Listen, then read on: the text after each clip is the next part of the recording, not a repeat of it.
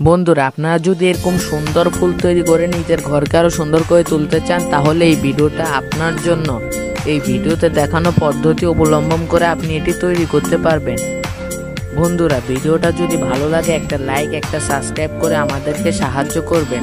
আপনাদের একটা লাইক এবং একটা সাবস্ক্রাইবে আমাদের চ্যানেল অনেক গ্রো হবে। ধন্যবাদ।